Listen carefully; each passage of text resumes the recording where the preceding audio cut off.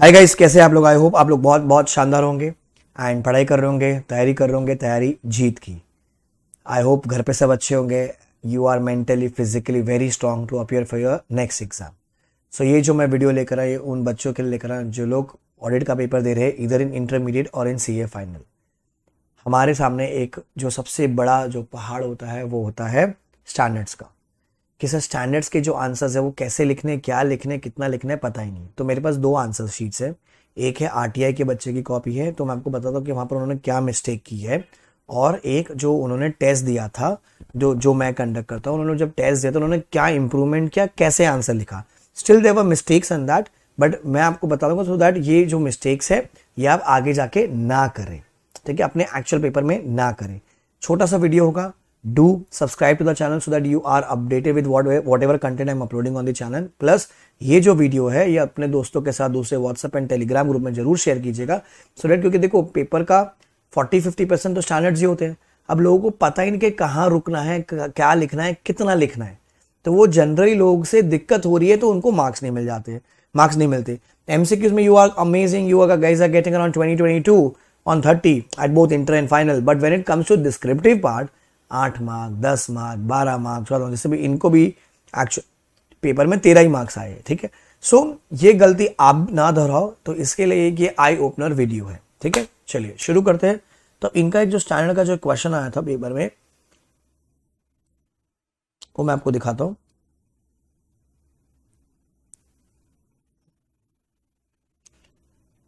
अब जैसे एक 540 का क्वेश्चन था, ऐसे 540 अकाउंटिंग एस्टिमेट्स वाला, तो इन्होंने क्या किया, नाम लिख दिया पर उसके अंदर का तो कंटेंट लिखा ही नहीं उन्होंने, तो ऑब्वियसली बात है जीरो होगा वहां पर। अब आपने जब नंबर लिखा है तो आपको नाम भी तो लिखना चाहिए था। अगर आप वो नाम लिख लेते ना, आधा मार्क मिल जाता, आधा मार्क नाम लिखने से। अब इंटर वालों, I am just showing the presentation how to write the answer so that you understand the same thing in your actual paper, ठीक है। अब जैसे एस पर SRE 2410 इन्होंने नंबर तो लिख दिए, नाम नहीं लिखा। फिर से भैया बहुत बड़ी दिक्कत है, तो आप लिख रहे हो नंबर, नाम क्या है उसका। अब following are the objectives of the engagement assigned by the company, ठीक है। अब क्या लिखा है, the auditor shall perform the review procedures agreed with the management. The auditor should report should not express an opinion since it is a non assurance engagement. इन्होंने वो meaning लिख दिया आंसर का, जबकि क्वेश्चन था कि उस एंगेजमेंट के ऑब्जेक्टिव्स क्या थे, मतलब what are the objectives of review engagement. तो आंसर क्या होता है, ऑडिटर शुड चेक नहीं होता, auditor should explain to review, to this, to that. Objectives है ना, मॉड्यूल में दे रखा है, अपनी बुक में भी आंसर देखा है, 3 से 4 मार्क का, चार या पॉइंट है कुछ वहां पर, वो आपको लिखना था। तो नाम और नंबर मिसिंग, प्लस ये जो डॉट डॉट डाल रहे हो ना आप लोग, या आप एरो मारते होंगे या आप स्टार मारते होंगे, वो मत कीजिए। मेरे को दिखना पड़ा चाहिए 1 2 3 4 पॉइंट लिखा है बच्चे ने, ओहो हो, नंबर दिखना चाहिए उसको, 1 2 3 4 नंबर दिखना चाहिए उसको। अब देखो, ये कुछ रिटर्न रिप्रेजेंटेशन का था answer. So written representation refers to written response from the management stating its objectives or confirmation that the information is accurately disclosed। इन्होंने डेफिनेशन लिख दी, कितना मस्त लिखा है, एज पर ऐसे 580 रिटर्न रिप्रेजेंटेशन, नाम और नंबर डब्बे में डाला, बहुत अच्छा किया। या फिर उन्होंने क्या कर दिया, नंबर लिखा। अब रिटर्न रिप्रेजेंटेशन का जो आंसर एग्जाम में आया था वो पूछा था कि कौन कौन से WR अपने को ऑब्टेन करने होते हैं। So following are the WR to be obtained in review engagement.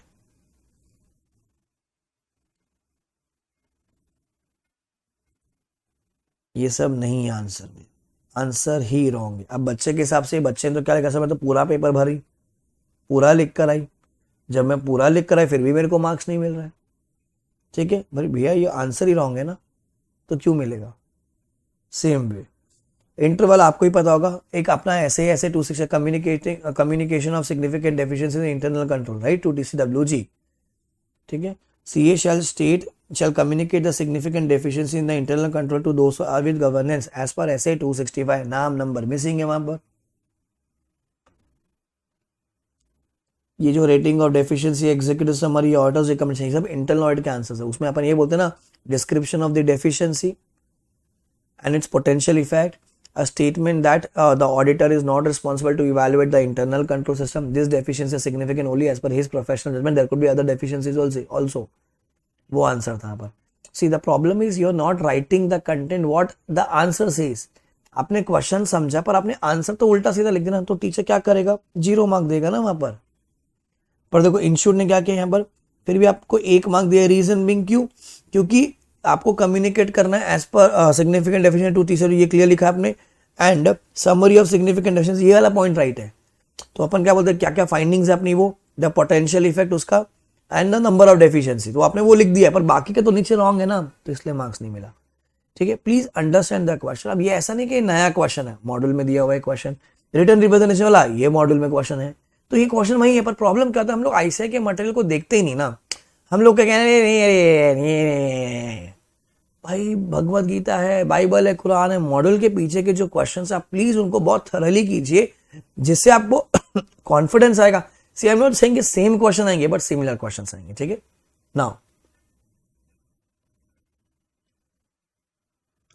अब इन्होंने जब ये आंसर लिख के दिए मुझे, ठीक है, अब इनका actual answers, the paper of 50 was of 50 marks.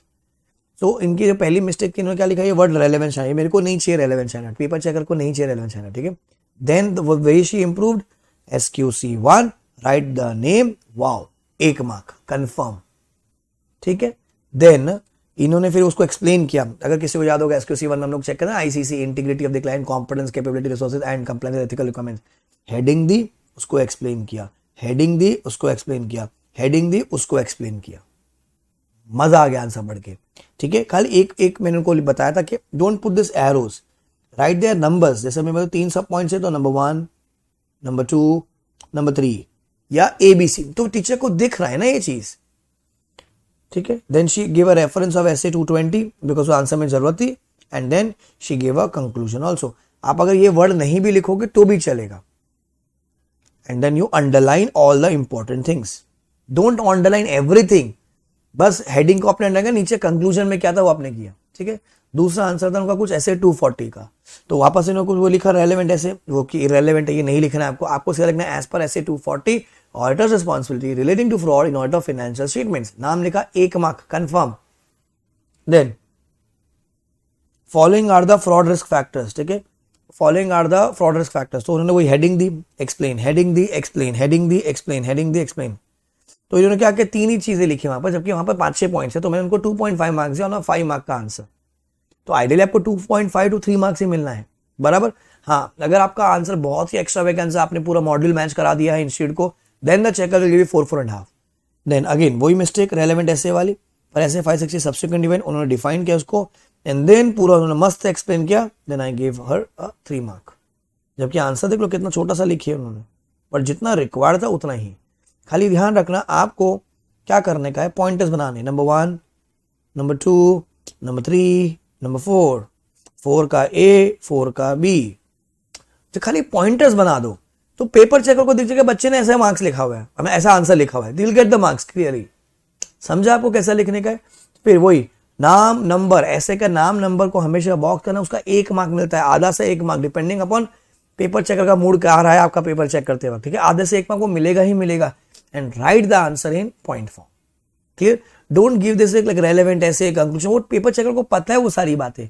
आपका जो भी कंक्लूजन होगा, अलाउड है, नॉट अलाउड है, मॉडिफाई करनी है रिपोर्ट को, ठीक है, इलीगल है, जो भी आपका कंक्लूजन होगा उसको नीचे अंडरलाइन करो, बॉक्स करो उसको, and again copy as per so and so ऐसे. Trust me guys, if you follow, आपका हर आंसर में आधा आधा 1-1 मार्क बढ़ने लगेगा. स्क्रीन चलेगी आगे, आधा 1-1 मार्क बढ़ने लगेगा. एंड वही बूंद बूंद से अपना घट बढ़ता है, वही बूंद बूंद से 40 आना है, वही बूंद बूंद से 60 आना है, वही बूंद बूंद से 70 आना है. ठीक है, so follow this strategy, make sure you don't do this mistakes in the actual paper. चलो बाय गाइस.